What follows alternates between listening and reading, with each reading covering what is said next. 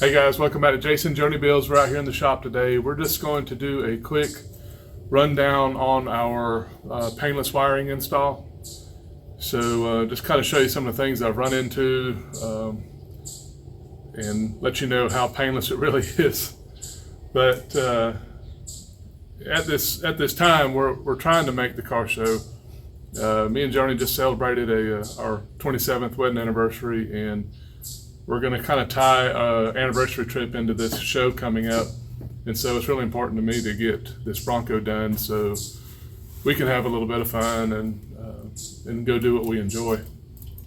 So the videos are going to be a little abbreviated as far as just real intense content as far as us trying to tell you every step of the way, and I apologize for that.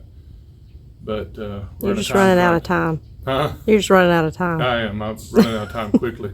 And we're right in the middle of robotics season, so it's everything's just all at once. But real quick, we'll show you what we're doing and kind of some of the things I run into. So as you guys can see, I've installed my harness with the dash in. And I know a lot of you said don't do it. You know, it wasn't a good idea, and I understand that. But what a lot of you may not know is, you know, we do have air conditioning in this thing, and it is tight. I'll promise you guys, this thing is so tight. There's not an extra quarter inch between the dash, the glove box, and the AC housing. So I just felt like it was going to be a nightmare trying to get it all in there. So one of the first thing I ran into was the glove box. Painless supplies a glove box that's already cut for your fuse block, and they have it mounted vertically here on this edge. Well, it's it's more of a stock size glove box, and if you're installing the perfect fit AC system, it won't fit. You have to use the one that they send, which is this one. It's much shallower. So what I did playing with it when I had it out, I found out I can mount my fuse block on the horizontal edge, so it's just below this surface here. And there we go. And so there's your fuses, and they're easy to get to. You can read them easy. So I like that just as well. So that was the first thing I ran into. What you see hanging down here are some accessory wires from Painless. I haven't tucked up away yet and haven't decided if I'm going to use them yet. And then the pigtail from our fan switch isn't hooked up. So it's still wires hanging, but moving back across the dash, you can see I've got these aluminum bezels to go along with the knobs. And there again, you may ask why I've got billet on here instead of black, because we've blacked everything else out. With the air conditioning, we didn't have knobs. I didn't have cables, the original cables to modify, so I had to buy some that would match. And Tom sells these, and you can get, like I said, the switch bezel, the wiper, the headlights. So at least they all look alike, and I think it looks pretty good. So I feel like I'm rushing. You are. It's just, so you guys bear with me. I feel like I got a lot to tell you and so little time. So, anyways, I've got all this plumbed up now. All this works, except for the switch I got to hook up. This bezel that you get from Tom's for the ignition switch, and let me go ahead and forewarn you that it doesn't fit. You know, they say you're supposed to glue it on. Well, the thing is like a quarter of an inch deep, and if there's no way it would have gone on. I had to take it to a belt sander and sand off probably 75% of the back edge, just so it would flush up and look right, and then you glue it to your original bezel. So, but it looks a lot better like it is now. But just so you know, if you buy that it does take some modifications. Doesn't it all? Everything does. Everything. This switch here, there was an original hole in this panel when I bought the Bronco, so I left it.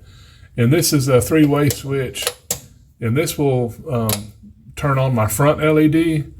And then what I'm doing is I am going to piggyback into my reverse lights because I have LEDs in the bumper. So, sometimes when you're loading up or you're just out at night and you want your reverse lights on, I can basically just flip that down and I'm going to jump the circuit past the reverse light. That way I don't have to run additional wire all the way to the back. I can just jump on the downhill side or the side post to switch. And it's just right under the dash, so it's got to be real easy wiring. And I can control my reverse lights when I'm not in reverse. So that's what that switch is for. You may wonder about my wipers. This is the original location for the choke. Well, this engine's got the electric choke, and I decided I want to put my wiper switch there because this one did not have. It had the original, I think, vacuum wipers. So again, some things are moved around. It's made where we want it instead of where it was originally. So you eagle eye guys, when you see that we did make changes, that's what we've done. Let's see, anything else? There's a little modification you have to do if your fuse block originally is in your Bronco, if it's through the Firewall, you have to cut a little section out, and I got a little video of that I'll show you and I'll put in right now. So guys, if your Bronco has got the fuse block in the Firewall, like my 66 here, the Painless instructions tell you to remove this bar here. And so I'm going to reach in here with my Dremel and get that knocked out. And then it comes with a plate, so it's just a single hole, then it has a grommet. So when you feed your wires through the Firewall, you have a nice weather-tight seal. But before I can get this dash put back on, I have to get this done. And I don't have Joni right now to help me. So as you can tell, this is kind of the pre-work I've done getting ready to set the dash on it. So that just shows you the portion that you'll have to cut out, a little bit of modification, so you can run your engine harness through. And what else? Emergency brakes all hooked up. Anything else in here? Oh, show them this right here, Joni. I went ahead and got a roll bar light. I drilled through, put a grommet, and I ran me 2 wires down through the roll bar. So this will be an interior light for us, and then I've got 2 more LEDs that go underneath the dash that I haven't put in yet. So we'll have plenty of light in here when we need it. Lastly, we've got our knobs put on. We have a dash pad. We have the original dash pad out of this thing. It's really in surprisingly good shape. But right now, we don't know if we're going to have time to get it restored before we get to the show. And I want to do a little video on that. So right now, it actually looks pretty good without it. And if we have to go like this is how we'll go. But we may not even get weather stripping in. But as you can tell, I'm rushing because it kind of feels like I'm not rushing to sacrifice quality. I'm just rushing to get as much done as we can. What about underneath? Do you need to talk about the wiring or anything? So what you see here, some of the wires that are left, I have map lights. So the cigarette lighter is going to be my power for my phone charger, which will be mounted inside the ashtray, which you guys saw that in earlier videos. So map lights, this will hook up to my LEDs. Then I have all these radio lights here. These are if this thing had a radio, and right now it doesn't. But we have a console I haven't shown you guys yet. But that again, it may be something that we'll do after the show. But I'm going to route those wires into between the seats because that's our console's actually got a hole for a radio. So that's what you see, some of those extras there. There's a positive there, a hot wire that's going to run to this switch for our LEDs. And what else? Let's see. Oh, gear indicator light. I'm not sure if that is needed on this column or not, when as soon as I put power to it, I'll know. But that may be some extra wire. So there's several circuits in this Painless wiring system that we're not going to use and that we're going to leave, but just in case we need them at another time. So now let's go into the hood. So the Painless kit comes pre-wired and laid out where everything comes off the driver's side.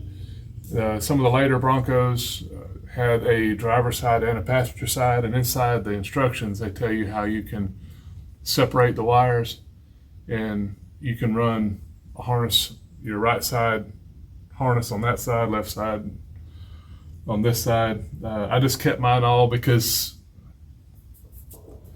I kept all of mine on one side because that's how mine was originally, and I already had the holes cut. I did have to enlarge this hole for the grommet that was included in the kit. And so right now we have our tail section. I can't see it.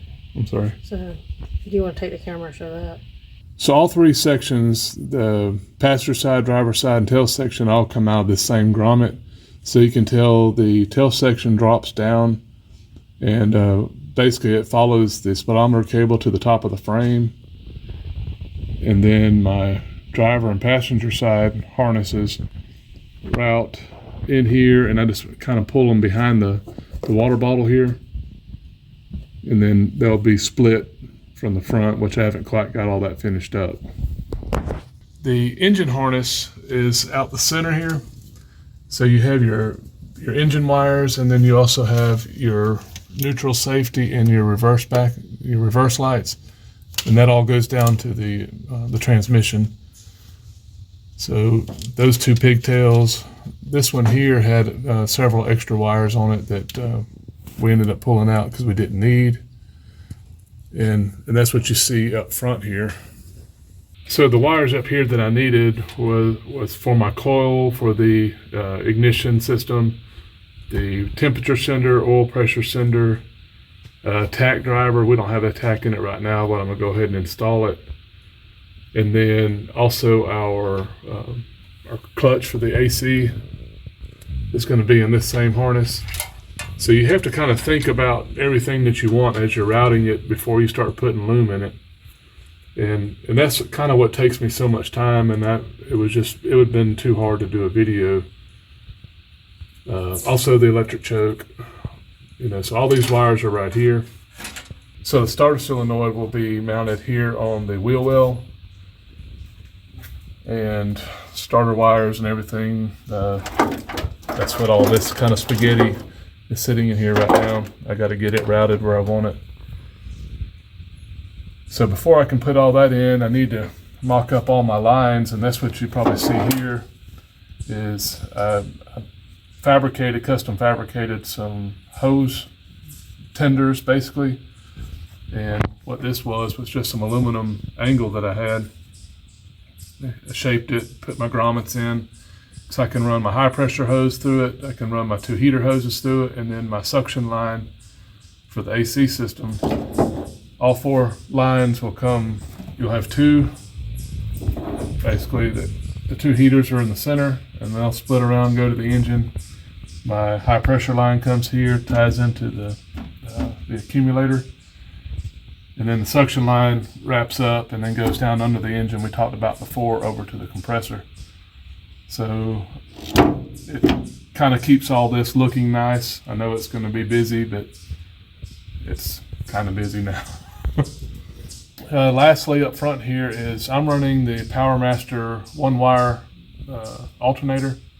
It's probably more alternator than I need because I really don't have a lot of electrical pull on this thing. But I got it at a good price, and I got it in the event I want to upgrade to electric fans or whatever later. So there was lots of wires in the harness that I had to cut out because they had wires for DuraSpark, or they had wires for electronic ignition, or the voltage regulator. All that stuff I didn't need because this is a self-regulating, self-exciting alternator. So basically it's one wire, hook it to the hot side of your starter solenoid. So the wiring on this thing is actually very simple. The biggest pain of it all is getting it routed. And that would be a nightmare trying to show you guys. You just try to stay away from things. Anytime you go through steel, use a grommet and just keep it from chafing or rubbing or melting is the biggest thing. Keep it off of everything. Yeah, so that's my rundown for the week for you guys. And again, I'm sorry that I'm not showing any more than I am. We just got to get this done. Got anything you want to say, Johnny? So was it painless or not painless? Well, Of course, you're not finished, but I'm not finished. It's actually so it's to be determined. It's to be determined. I have to say they have everything there, and you just make sure you read the instructions because they have a lot of instructions and there's several wires that seemed very redundant, and so I had to spend lots of extra time, thinking, why did they do that? Why did they do that? Is because they're trying to account for several different years of Broncos. So I would say yes, it's painless because they did the research and it's all in there for you. You just have to read it. And this isn't a paid promotion. They didn't give me a cent. I paid my $900 or whatever it was for this thing. So it's been good. And let's move on. Let's get this thing done. Got a lot to do. Got work to do. So we really appreciate you guys hanging in there with us, and we'll be back next week, hopefully with some more fun to show you, and really soon cranking up, maybe going on our first drive. So hope you guys have a great week, and we'll see you later. Thanks.